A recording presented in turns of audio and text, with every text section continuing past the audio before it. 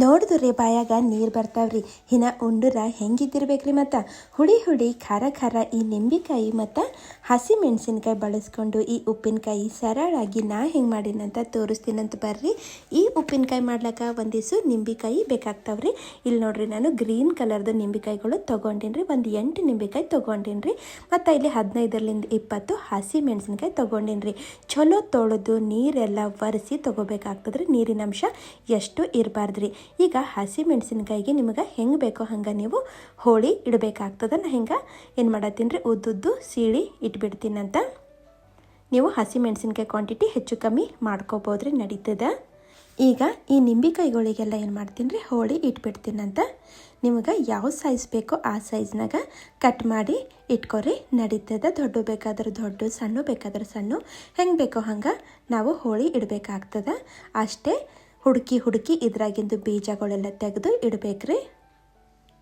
ನೋಡ್ರಿ, ಎಲ್ಲ ಹಿಂಗೆ ಕಟ್ ಮಾಡಿ ಬೀಜ ಎಲ್ಲ ತೆಗೆದು ಇಟ್ಬಿಡ್ತೀನಂತ. ಈಗ ನಿಂಬೆಕಾಯಿ ಮತ್ತು ಹಸಿ ಮೆಣಸಿನ್ಕಾಯಿಗೆ ಎರಡಕ್ಕೆ ಒಂದ್ರಾಗೆ ಹಾಕ್ಬಿಡ್ತೀನಂತ. ಹಾಕಿ ಸೈಡಿಗೆ ಇದಕ್ಕೆ ಇಟ್ಬಿಡ್ತೀನಂದ್ರೆ ಇದಕ್ಕೆ ನಾವು ಒಂದು ಮಸಾಲೆ ರೆಡಿ ಮಾಡ್ಕೋಬೇಕಾಗ್ತದೆ. ಅದಕ್ಕೆ ನಾನು ಏನು ಮಾಡ್ತೀನಿ ರೀ, ಒಂದು ಪ್ಯಾನಿನಾಗ ಒಂದಿಷ್ಟು ಧನಿಯಾ ಬೀಜ ಹಾಕಿನಿ ನೋಡ್ರಿ.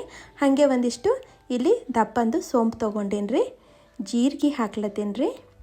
ಮತ್ತು ಇಲ್ಲಿ ಸಾಸಿವೆ ತೊಗೊಂಡಿನಿ. ಹಾಗೆ ಒಂದು ಈಸೆ ಇಲ್ಲಿ ಏನು ಮಾಡೀನಿ ರೀ, ಅಜ್ವಾನ್ ರೀ, ಅದೇ ಓಂಕಾಳು ಅಂತೇವಲ್ರಿ, ಅವು ತೊಗೊಂಡಿನಿ. ಮೆಂತ್ಯ ತೊಗೊಂಡಿನಿ ರೀ. ಮತ್ತು ನೀವು ಬೇಕಾದ್ರೆ ಒಂದಿಷ್ಟು ಕಾಳು ಮೆಣಸು ಹಾಕೋರಿ, ಮಸ್ತ್ ಫ್ಲೇವರ್ ಬರ್ತದೆ ಅದರ್ಲಿಂದ. ನಾ ಇಲ್ಲಿ ಅದು ಹಾಕಿಲ್ರಿ. ಅದರ ಒಂದು ಅರ್ಧ ಚಮಚ ಹಾಕ್ರಿ, ಭಾಳ ಚಲೋ ಟೇಸ್ಟ್ ಬರ್ತದೆ. ಈಗ ಇವಕ್ಕೆ ಏನು ಮಾಡ್ತೀನಿ ರೀ, ಸಣ್ಣ ಊರಿನಾಗ ಚಂದ ಕೆಂಪಗಾಗತನ ಹುರ್ಕೋಬೇಕಾಗ್ತದೆ. ನೋಡ್ರಿ, ಪರ್ಫೆಕ್ಟಾಗಿ ಹುರಿದವ್ರಿ ಇವು ಸ್ವಲ್ಪ ಈಗ ಆರ್ಲಕ್ಕ ಬಿಟ್ಬಿಡ್ತೀನಂತ. ಆರಣ ಒಂದು ಜಾರ್ನಾಗ ಹಾಕಿ ಇದಕ್ಕೆ ಪುಡಿ ಮಾಡ್ಕೊಂಡು ತರ್ತೀನಿ. ಅಂದರೆ ಪೂರ್ತಿ ಪೌಡರ್ನು ಮಾಡ್ಲಿಕ್ಕೆ ಹೋಗಬೇಡ್ರಿ, ಸ್ವಲ್ಪ ತರಿನೇ ಇರಬೇಕ್ರಿ. ಈಗ ನಾವು ಈ ನಿಂಬೆಕಾಯಿ ಮತ್ತು ಮೆಣಸಿನ್ಕಾಯಿ ಏನು ಕಟ್ ಮಾಡಿ ಇಟ್ಕೊಂಡಿದ್ದೇವಲ್ರಿ, ಅದ್ರಾಗ ಉಪ್ಪು ಹಾಕ್ಲತ್ತೀನಿ ರೀ. ಸ್ವಲ್ಪ ಜಾಸ್ತಿನೇ ಉಪ್ಪು ಸೇರಿಸ್ಕೊರಿ, ಯಾಕಂದ್ರೆ ಪ್ರಿಸರ್ವೇಟಿವ್ ಥರ ಕೆಲಸ ಮಾಡ್ತದ್ರಿ ಉಪ್ಪು. ಸ್ವಲ್ಪ ಇಲ್ಲಿ ಹಿಂಗೆ ಹಾಕಿನಿ ರೀ. ಹಾಗೆ ಅರ್ಶಿಣ ಪುಡಿ ಹಾಕಿನಿ. ಮತ್ತು ಈ ಏನು ನಾವು ಗ್ರೈಂಡ್ ಮಾಡಿ ಇಟ್ಟಿದ್ದೇವಲ್ರಿ ಮಸಾಲೆ, ಅದನ್ನು ತಂದು ಇದ್ರಾಗೆ ಹಾಕ್ಬಿಡ್ತೀನಂತ. ಹಾಕಾದ್ಮೇಲೆ ಈಗ ಇದಕ್ಕೆ ಚಂದ ಕಲಿಸ್ಕೋಬೇಕಾಗ್ತದ್ರಿ. ಈಗ ನೋಡ್ರಿ, ಒಂದಿಟ್ಟು ಎಣ್ಣೆ ಚಲೋ ಬಿಸಿ ಮಾಡೀನಿ ನಾ. ಈ ಥರ ಹೊಗೆ ಬರ್ಬೇಕ್ರಿ, ಆ ಥರ ನಾವು ಬಿಸಿ ಮಾಡ್ಕೋಬೇಕಾಗ್ತದೆ. ಆರ್ಲಕ್ಕ ಬಿಟ್ಬಿಡಮ್ರಿ, ಆಮೇಲೆ ಇದ್ರಾಗ ಬರಕ್ಕೆ ಬಿಡಮಂತ. ನೋಡ್ರಿ, ಪೂರ್ತಿ ಆರ್ಯಾದ್ರಿ. ಈಗ ಇದ್ರಾಗ ಎಣ್ಣೆ ಹಾಕ್ಬಿಡ್ತೀನಂತ. ಬಿಸಿ ಎಣ್ಣೆ ಹಾಕ್ಲಕ್ಕ ಹೋಗಬೇಡ್ರಿ. ಪೂರ್ತಿ ಆರಿದ್ಮೇಲೆ, ಅಂದ್ರೆ ರೂಮ್ ಟೆಂಪ್ರೇಚರಿಗೆ ಬಂದಮೇಲೆ ಹಾಕ್ಬೇಕ್ರಿ. ಈಗೇನಿಲ್ರಿ, ಇದಕ್ಕೆ ಚಂದ ಕಲಿಸ್ಬೇಕ್ರಿ. ನಮ್ದು ಉಪ್ಪಿನಕಾಯಿ ಇಲ್ಲಿ ರೆಡಿ ಆಗಿಬಿಡ್ತದ್ರಿ. ಆದರೆ ಮಾಡಿದ ಕೂಡಲೇ ಇದು ಉಣ್ಲಕ್ಕ ಬರಲ್ರಿ. ಹಿಂಗೆ ಒಂದು ಗ್ಲಾಸ್ ಜಾರ್ ತೊಗೊಂಡು ಅದ್ರಾಗ ಈ ಉಪ್ಪಿನಕಾಯಿ ಎಲ್ಲ ಹಾಕ್ಬಿಡ್ತೀನಂತ್ರಿ.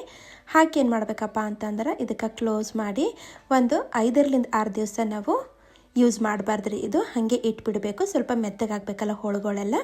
ಆಮೇಲೆ ಒಂದು 5-6 ದಿವಸ ಆಗೋಣ ನಮ್ಮ ಉಪ್ಪಿನಕಾಯಿ ನಮಗೆ ಉಣ್ಲಕ್ಕೆ ರೆಡಿ ಆಗಿಬಿಡ್ತದ್ರಿ. ಹಾಗಾದ್ರೆ ನೋಡಿರಲ್ರಿ, ನೀವು ಒಂದ್ಸಲ ಈ ಥರ ಉಪ್ಪಿನಕಾಯಿ ಟ್ರೈ ಮಾಡಿ ನೋಡ್ರಿ. ಮತ್ತು ಹೆಂಗೆ ಅನ್ನಿಸ್ತಂತ ನಂಗೆ ಕಾಮೆಂಟ್ ಮಾಡಿ ಹೇಳೋದು ಮರಿಬೇಡ್ರಿ. ಯಾರು ಸಬ್ಸ್ಕ್ರೈಬ್ ಮಾಡ್ಕೊಂಡಿಲ್ಲ ಅಂದ್ರೆ ಈಗ ಸಬ್ಸ್ಕ್ರೈಬ್ನು ಮಾಡ್ಕೊರಿ. ಮತ್ತೆ ಸಿಗ್ತೀನಿ ರೀ. Thank you.